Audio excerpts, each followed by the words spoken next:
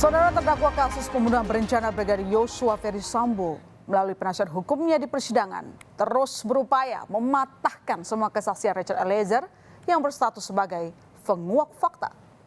Padahal pada awal kasus ini bergulir, Sambo sempat berdalih akan bertanggung jawab sepenuhnya dan membela semua ajudannya termasuk Eliezer. Tapi kini bahkan semua kesaksian Eliezer digembosi. Seperti diketahui sebelumnya saudara, Ferdisambo memang bak dijerat jaring kesaksian Eliezer, menguliti Sambo dengan semua kesaksiannya. Mulai dari mematahkan skenario tembak-menembak di balik pembunuhan Yosua, mengungkap adanya perintah menembak Yosua di lantai 3 rumah pribadi Sambo, dan Eliezer juga mengungkap adanya keterlibatan Putri Chandrawati dalam skenario mengaburkan fakta pembunuhan Yosua, serta mengungkap bahwa Sambo yang ikut menembak Yosua setelah Yosua tersungkur. Namun saat tim penasihat hukum Ferdisambo mendapatkan kesempatan untuk menghadirkan ahli yang menguntungkan kliennya, dua ahli pidana yang dihadirkan sama-sama kompak meragukan status Richard Eliezer sebagai justice collaborator. Menurut ahli yang dihadirkan kubu Sambo, status justice collaborator Eliezer tidak layak karena banyak keterangan Eliezer yang bohong dan tidak konsisten. Kendati demikian, ahli hukum pidana yang meringankan Eliezer menyanggah status justice collaborator Eliezer dan menilai statusnya sejauh ini masih melekat dan sah. Collaborator itu gini, dia bisa ditetapkan ketika dia membongkar kasus itu. Tanpa dia kasus tidak terbongkar. Pertanyaan adalah apakah di persidangan dibuktikan bahwa dialah orang pertama yang membongkar kasus. Dibuktikan itu, harus valid, harus berkesesuaian. Yang kedua, kalau dia di situ syaratnya bukan pelaku utama, dakwaannya pasal 55 ayat 1 tentang turut serta, itu keliru. Di mana kelirunya? Karena itu dalam turut serta, itu tidak ada pelaku utama, tidak ada pelaku pembantu. Ketika memenuhi persyaratan yang ditentukan dalam pasal 28 dan sesuai dengan tadi penjelasan pasal 5 ayat 2 yang menurut ukuran objektif, perlindungan itu bisa diberikan terhadap seorang yang memang mau mengungkap suatu kejahatan. Nah, salah satunya karena ini berkaitan dengan pidana mati. Kalau kita lihat pasal 340 itu adalah diancamkan juga dengan pidana mati. Yang jadi pertanyaan, kurang serius apa tindak pidana pembunuhan berencana atau premeditated murder tadi? Demikian. Upaya kubu Sambo untuk menggembosi Eliezer berlanjut hari ini. Tim penasihat hukum Sambo kembali mendengungkan ketidakabsahan status justice collaborator yang disandang oleh Eliezer. Pasalnya saudara, penasihat hukum Sambo mengklaim ada bukti yang menunjukkan bahwa kasus ini terungkap bukan karena Eliezer, melainkan oleh Ferdisambo sendiri. Seperti diketahui, salah satu syarat menjadi justice collaborator yakni harus mau dan jujur untuk membongkar fakta kasus yang sebenarnya.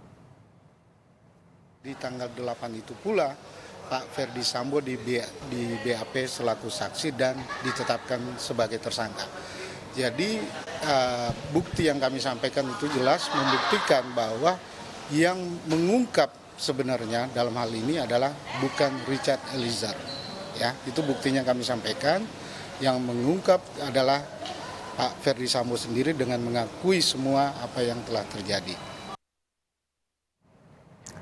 Sementara itu, Lembaga Perlindungan Saksi dan Korban LPSK menyatakan tetap membela posisi Richard Eliezer sebagai justice collaborator. LPSK menyebut upaya Sambo menyudutkan Eliezer sebagai penguak fakta adalah bagian dari cara Sambo memengaruhi sidang untuk mengabaikan keterangan Eliezer. LPSK sejauh ini melihat peran Eliezer sangat besar dalam membongkar semua skenario Sambo. Atau kontribusi Baradae dalam mengungkap perkara ini maupun skenario yang dikembangkan oleh FS itu sangat besar.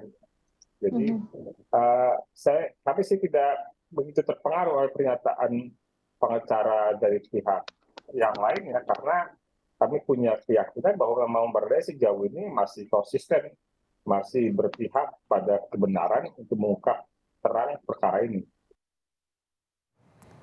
Oke, lalu apa saja sih sebenarnya syarat yang harus dipenuhi untuk menjadi seorang justice collaborator atau penguak fakta?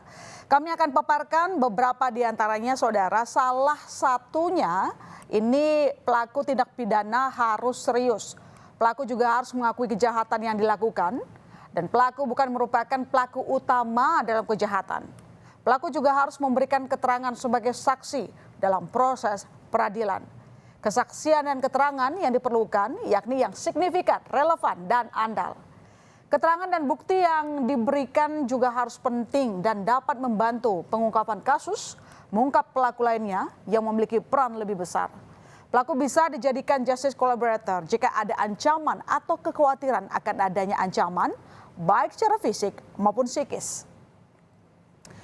Dan ada juga hak dan kewajiban yang harus dipenuhi oleh seorang justice collaborator. Di antaranya memberikan keterangan yang sebenar-benarnya, mendapatkan perlindungan fisik dan psikis, perlindungan hukum, penanganan secara khusus, serta penghargaan, dan pengurangan masa tahanan seperti pembebasan bersyarat, remisi, dan asimilasi. Lalu bisakah Eliezer terbebas dari segala tuduhan? Apalagi setelah bertubi-tubi kesaksiannya digembosi. Jika Eliezer ingin terbebas, ia dan tim kuasa hukumnya harus bisa meyakinkan majelis hakim bahwa dirinya hanya melakukan perbuatan untuk melaksanakan perintah jabatan yang diberikan oleh penguasa yang berwenang. Ini sesuai dengan aturan hukum di pasal 51 ayat 1 KUHP. Hal ini pun diafirmasi oleh ahli hukum pidana yang dihadirkan jaksa penuntut umum di persidangan. Syarat-syaratnya itu adalah bahwa yang disuruh tidak bisa dimintakan perjawaban dan yang disuruh itu hanya merupakan sebagai alat dan juga dan tentu saja alat itu dalam bentuk orang, ya, dan orang itulah yang melakukan perbuatan itu sendiri.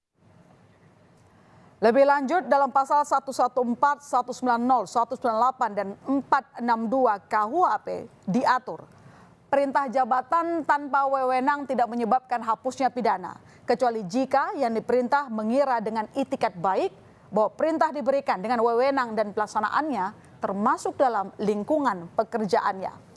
Tapi kembali lagi saudara, semua perdebatan dari masing-masing kuasa hukum terdakwa kasus pembunuhan berencana Yosua akan dipertimbangkan dan diputuskan majelis hakim yang mulia.